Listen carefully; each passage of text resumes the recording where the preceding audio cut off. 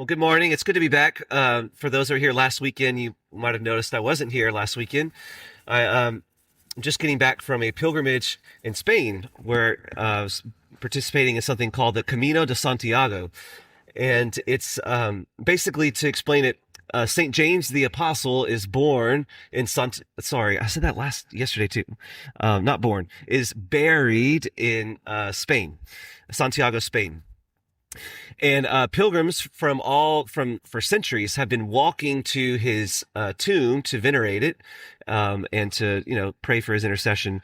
And because we're talking thousands of people every year are walking this path.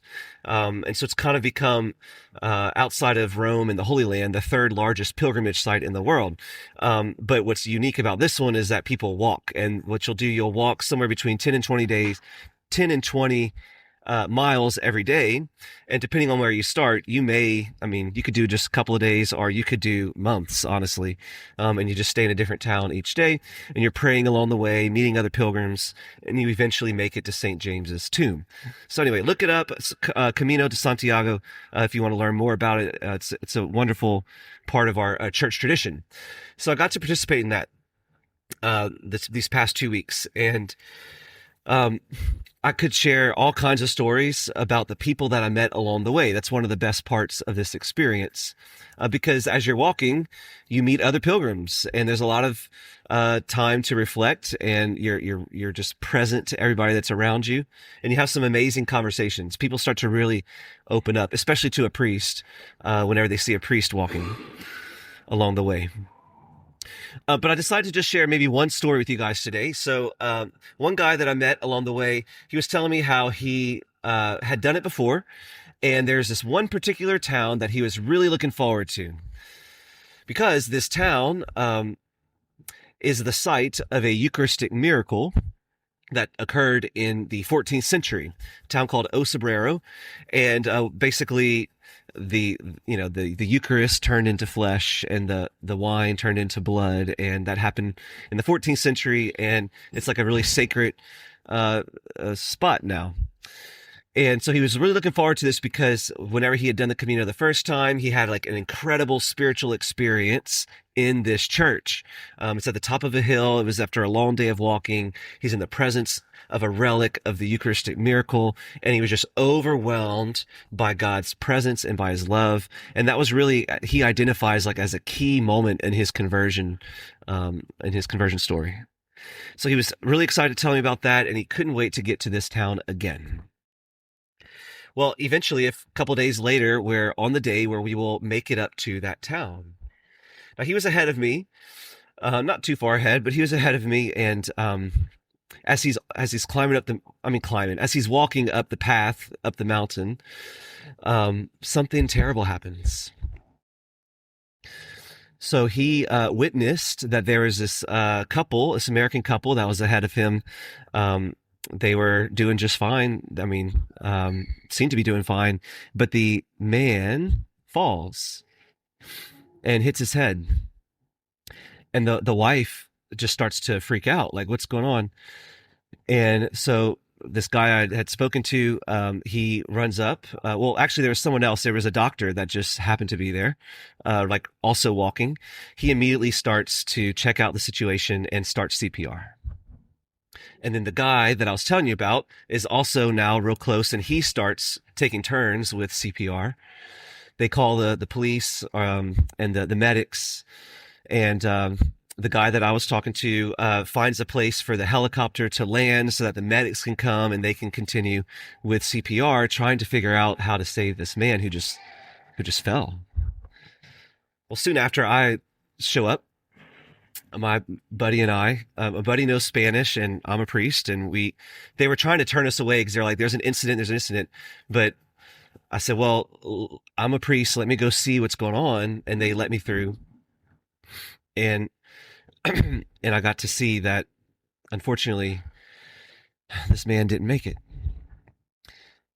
And so the guy I was talking to, who was looking so forward to this town, who had such a great experience in this town 2 years prior, now has this tragic memory an experience where he witnessed a man fall to his death, and he unsuccessfully tried CPR and it didn't work. Of course, this was a very tragic experience, and talking to this guy afterwards, he was very confused with his faith. Like, why would God do that? Why would God take such an amazing place, an amazing experience, and then now this happens? Now, like, his memory of this town is no longer a good memory. And why him? Like, why did he have to witness that? And why did this man have to die on the path? And there's all these questions that start to fill his mind and his heart, and he was really struggling. I bring this up because in the gospel today, it's a story of the weeds and the wheat. And very mysteriously, Jesus in this parable is basically saying that they're both going to be present. And that's something that we wrestle with all the time, like the question of evil, the question of suffering, the question of death.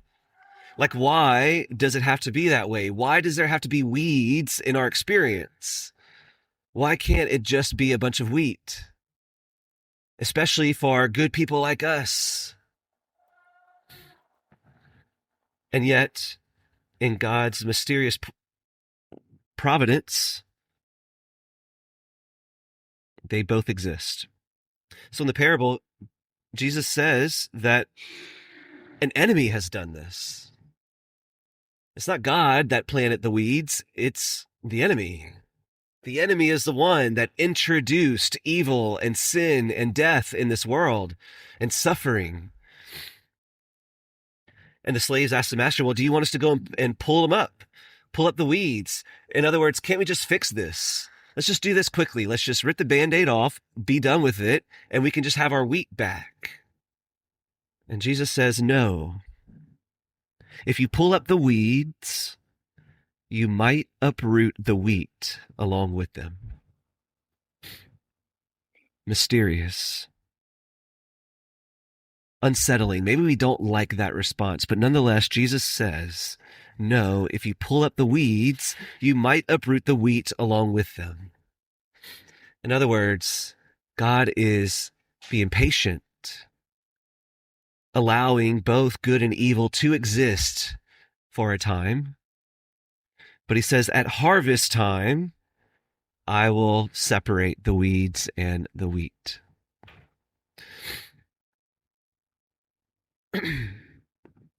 I actually had the pleasure of meeting the man that died before he died. His name was Bob. His wife was named Janine. I met them the day before, actually.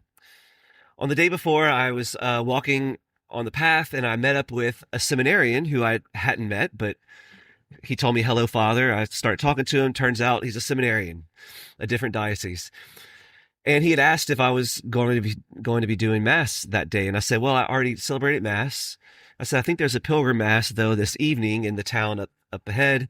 He said, yeah, I looked it up too. But I said, I'll tell you what, if there's no Mass, because sometimes, it's Europe. So anyway, sometimes it just didn't work out. So I said, if it doesn't work out, I'd be happy to do a Mass for you. His goal was to do Mass every day on the Camino, and he was doing the long route. So he was there like over a month. And God was providing every day. He was able to do Mass. So I said, I will do it for you if you need. Well, turns out it didn't work out in the town, so he needed a private Mass.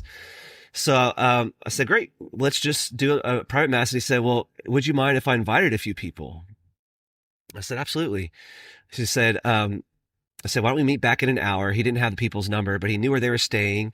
So he kind of went around town at the different albergues, like the little places to stay, and he just invited people to Mass. And he shows up with 9 people, 7 of which were Catholic. One was becoming Catholic and one was non-Catholic, but he was Christian. So I had never met any of these people before, but how awesome. We're going to do Mass, and the church was locked, so we weren't able to go inside, but we did it on the steps of the church. Well, one of those people at Mass, after we did the Mass, comes up and says, Father, that was the most beautiful Mass I've ever been a part of. I don't know what it was. Maybe just because it was outside, maybe because it was a Camino, maybe because, a smaller little private mass. Like sometimes that's really powerful for people. Anyway, I said, awesome. Praise God. Well, that man's name was Bob. And the very next day, he suffered a heart attack on the Camino. And whenever I walked up, I saw Janine and I recognized her immediately. And she was totally heartbroken, and she's sitting there just holding her husband's body in the middle of the path and just grieving. And I had the sacred privilege to be with her in the hour of her darkest moment.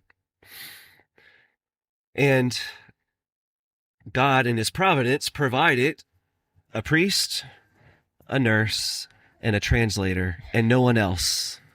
It was the four of us and Bob on this path alone, waiting for the people to come and take care of the body.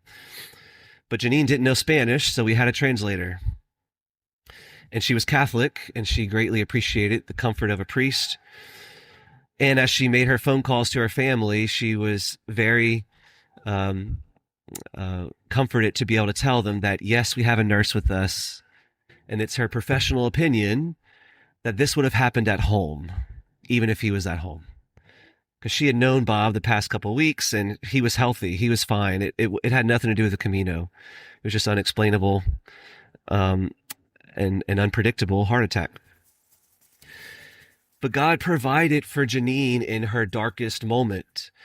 It doesn't take away the pain. It doesn't take away the fact that this was a terrible experience. It doesn't take away the fact that she lost her husband. But it does show that even among the weeds, there was wheat. That God was with her. That her husband got to receive the Eucharist the day before he died. And he dropped dead, a painless death, doing what he loved next to the woman that he loved. It doesn't make it easier. It doesn't take away the pain, but it does acknowledge that weeds and wheat are together. That even in the midst of darkness, God is there.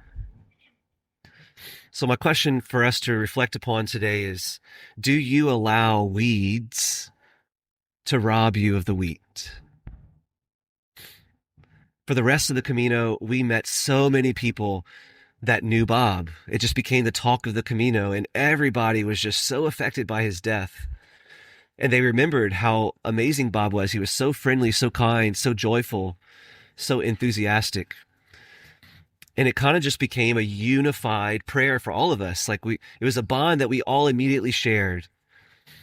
And for the rest of the time, every time we would do Mass, more and more people would join us in memory of Bob.